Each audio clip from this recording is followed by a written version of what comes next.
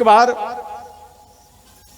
महाराज दशरथ जी one में शिकार खेलने के लिए गए। एक दिव्य वृक्ष के नीचे से क्रॉस किए तो महाराज दशरथ जी नारी बन गए। ध्यान देना, बीरा पलट भयो सोई नारी, अर्थात नारी बन गए। जैसे ही नारी बने सज्जनों, तो अब मन में सोच रहे हैं ये अकेली है। तो बुचकुंद नाम का एक कपि था, वो वहां पर ऐसे शिकार खेलने के लिए आए थे। एक स्त्री को देखे, भाई ये वन में है, अकेली है, इनको आकर के पूछे जे भाई कौन हो? तो बोले हमें पता नहीं, परंतु हम वन में हैं, ये हमें कुछ मालूम नहीं। जब देखे जिसको कुछ मालूम नहीं है, तो अंत में बुचकुंद नाम का कपि वो इन स्त्रियों को लेकर चले गए। ध्यान देना, लेकर गए तो वहाँ समाज में एक बैठक हुआ जे भाई आप लाया है, आपका विवाह भी नहीं हुआ है, आप एक काम करो, आप इनके साथ विवाह कर लो। तो बुचकुंद कपि, ये जो बुचकुंद नाम कपि था, राजा था, इनके साथ वो स्त्री के साथ विवाह हुआ। यानी महाराज दशरथ जी जो स्त्री बनी, उनके साथ इनका विवाह हो गया। कुछ दिनों बाद इन दोनों के मिश्रण से एक बालक प्रकट हुआ। उस बालक का नाम रखा गया, ध्यान देना, केसरी। केसरी कुमार की जय। हनुमान जी के पिता का क्या नाम है? केसरी। केसरी महाराज का प्रकट हुआ। इनके बाद ये पति पत्नी मन में विचार किए, नहीं थोड़ा सा वन में थोड़ा विहार करना चाहिए, घूमना चाहिए, आप हमें लेकर चलो। अपने पति को प्रेरित किए तो बुचकुंद कपि ये वन आए। संजोग बस उसी वृक्ष के नीचे आए, और जैसे ही ये रानी उस वृक्ष से जैसे ही क्रॉस किए नीचे से, तो तुरंत नारी पलट भयो सोई बीरा, अर्थात थे नारी, जैसे ही क्रॉस किए तो हो गए बीरा। बीरा माना महाराज दशरथ जी, समझ गए? वो श्री सीताराम भगवान की जय। अब वहां पर बुचकुंद कपि कहने लगे, अरे आप अभी हमारी पत्नी थी, परंतु आप पुरुष हो गए, ये कैसे हो गया? तो महाराज दशरथ जी बोले, देखो हमें ये पता नहीं हम पत्नी थे या नहीं थे, हम अयोध्या के राजा महाराज दशरथ जी हैं। बोले वो तो ठीक है, परंतु आपके और हमारे दोनों के मिश्रण से एक बालक जन्म हुआ है, उनका क्या होगा? उसमें किस प्रकार से बंटवारा होगा, या कुछ इसका निर्णय होना चाहिए। तो महाराज दशरथ जी बोले, देखो हमें ये पता नहीं बालक हुआ है या नहीं हुआ, ये हमें पता नहीं है, परंतु उन बालकों का मालिक आप हो और उनका पिता भी आप ही हो। अंत में उनका पिता बुचकुंद कपि रहे, उनकी माता का क्या नाम हुआ? अभी तो सुनाया है आपको कथा। केसरी महाराज के पिता का नाम बुचकुंद और उनके माँ का नाम महाराज दशरथ जी, समझ गए? बोलते वृंदावन बिहारी लाल की। ध्यान देना, देखो गर्भवती माताएं को ध्यान रखना, जो चाहते हैं कि सुंदर बालक हो, गोरा हो, ध्यान देना, स्कंद पुराण में दिया है जे उन माताएं को संतरा खाना चाहिए, समझ गए? अधिक देर तक सोना नहीं चाहिए, कम सोना है, समझ गए?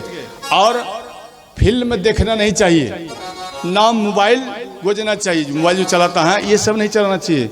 अगर आप फिल्म देखेंगे तो आपके बच्चे भी फिल्म देखेंगे। आप अगर मोबाइल चलाएंगे बार बार, तो जैसे ही आपके बालक जन्म लेंगे, आपसे ज़्यादा तेज बुद्धि वाले होंगे और वो भी मोबाइल में घुसेंगे, कम उम्र में ही निकल जाएंगे, समझ गए?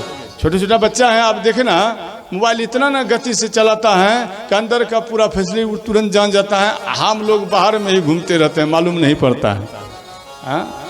और दूसरा, अगर आप राम कथा सुनेंगे, ध्यान देना, आप अगर राम कथा सुनेंगे, शिव कथा सुनेंगे, भगवान की कथा सुनेंगे, याद रखना, या तो वो सीता ही प्रकट हो गई, या तो वो राम ही जैसा आपके पास पुत्र प्रकट हो गया।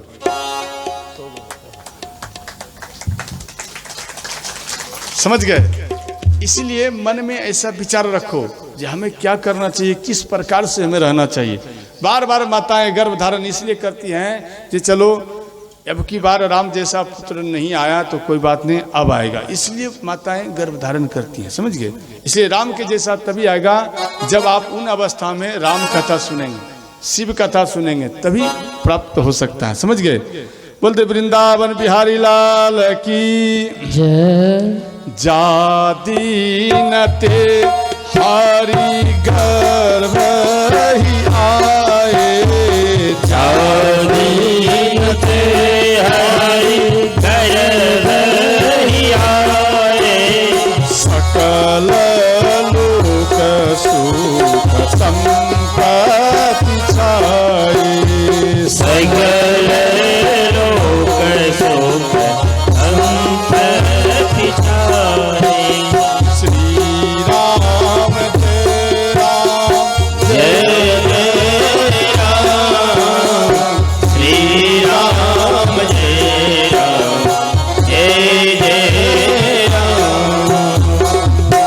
ध्यान देना मेरी मिया।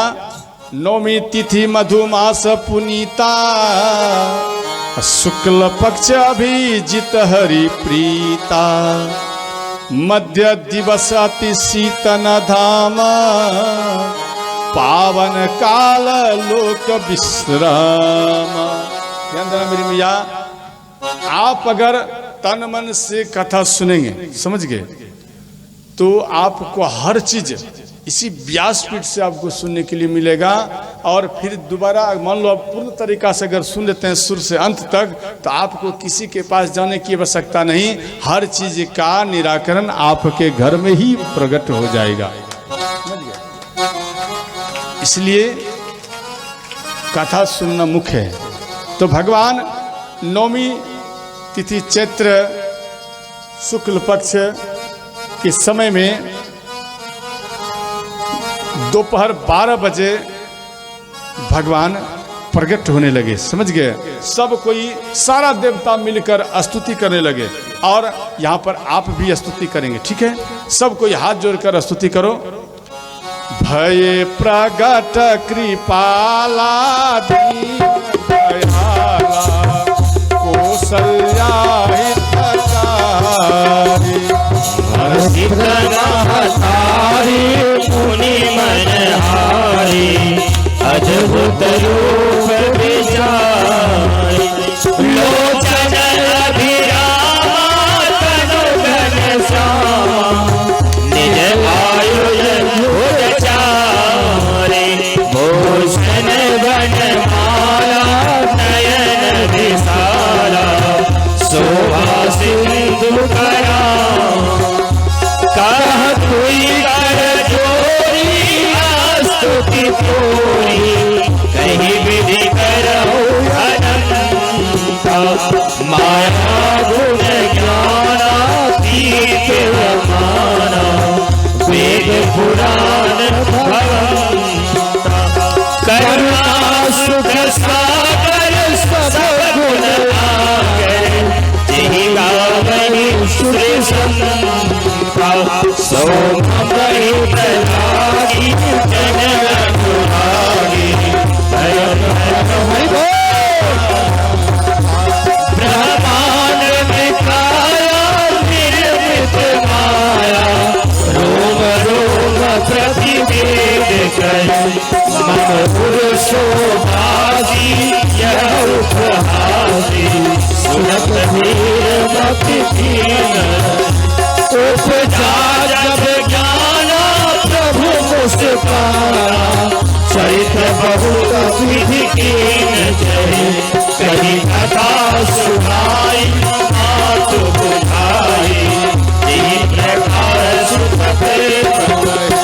माता पुनि बोली सोमत बोली, अजहु तात यह रूपा, की देसी सुलीला अति प्रिय लीला, यह सुख परम अनूपा, सुनि बचन सुजाना रोदन खाना, कोई बालक सुर भूपा, यह चरित्र गावहि हरि पद पावै, ये न पढ़हि भवतूपा, मंगल भवन मंगलहारी, प्रभु दशरथ अजिर बिहारी, दीन दयाल बीरज समभारी, हरहु नाथ मम संकट भारी, विप्र इंद्रधेनु सुर संतहित लिन्न मनुजय अवतार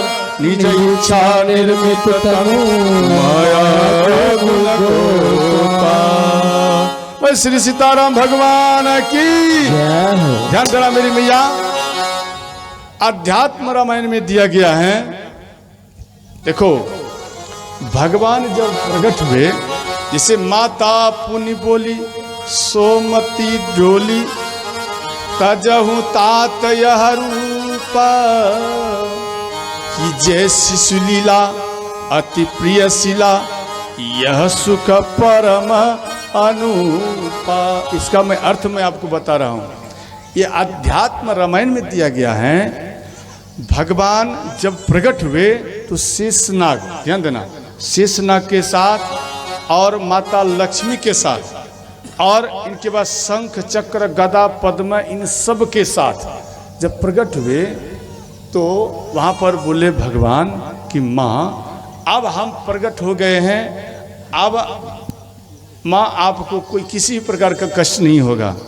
तो माँ कुशल्या बोली कि भगवान आप हमारे पुत्र के रूप में नहीं आए हैं। बोले क्यों? सत्य में मैं आपका पुत्र हूँ। तो कौशल्या माता कहती हैं भगवान आप पुत्र नहीं बल्कि आप मेरे पिता के रूप में ही प्रकट हो गया है, इसलिए आपको पुत्र बनना होगा।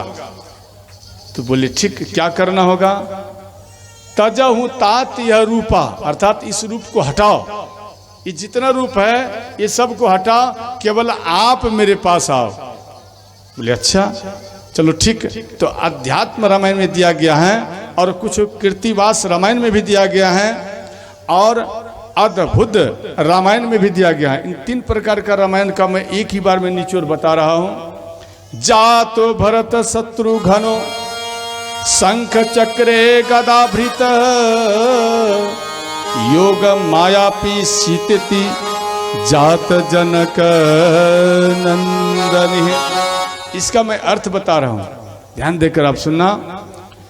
विष्णु भगवान राम के रूप में आए, समझ गए? और शंख जो है, शंख वो माता कैकेयी के गर्भ में स्थापित हुए, ध्यान देना, कैकेयी के माता के गर्भ में प्रवेश किए। और शेष जी यानी शेषनाग जो थे ये माता सुमित्रा के गर्भ में प्रवेश किए, समझ गए? और इनके बाद चक्र, भगवान के पास तो चक्र हैं, वो चक्र जो है माता सुमित्रा के गर्भ में प्रवेश किए, जो शत्रुघ्न के रूप में आए, समझ गए? और गादा जो थे वो गादा का रूप स्वयं हनुमान जी बने, समझ गए? वो अंजनी माता के पास चले गए, यानी जो खीर यहाँ का लिए और हनुमान जी का, ये शिव जी का तेज, ये दोनों का मिश्रण किए, उनके द्वारा भगवान नारायण अपने गदा को, यानी कि गदा को ही अस्त्र बनाए। अस्त्र कौन बने? स्वयं हनुमान जी अस्त्र बने, समझ गए? गदा, हनुमान जी ही गदा हैं, गदाधारी भी है, समझ गए? तो वो स्वयं हनुमान जी ही गदा है प्रभु के, गधा के रूप के समान ही काम करते हैं गदा के। तो वो अंजनी माता के गर्भ में प्रवेश किए, समझ गए? और हनुमान जी प्रकट हुए। अब ध्यान देना, माया लक्ष्मी माता आई थी, वो तो माया है, तो ये माया सीता के रूप में आए। ध्यान देना, एक बार ऋषि मुनि एक कुमकुम में घारा को रख दिए और उसमें एक एक बूंद रक्त देते थे। जे इन रक्तों से एक, यानी जो भी रूप प्रकट हो तो वो प्रकट होगा रावण का काल, समझ गए? ये सोच करके सब कोई संत महात्मा एक एक बूंद उसमें देने लगे उस घारा में। ये बात लंकापति रावण को मालूम चले तो दूत को भेजे और सभी संतों के रक्त जो घारा भर गए थे वो उठा कर लाए और जबरदस्ती भी टैक्स में रक्त लेते थे। रावण संतों का रक्त ही लेते थे, धन नहीं रक्त। तो वहाँ पर वो श्रापित था, वो तो उनको ला कर ये महल में रखे दूत। रखने के बाद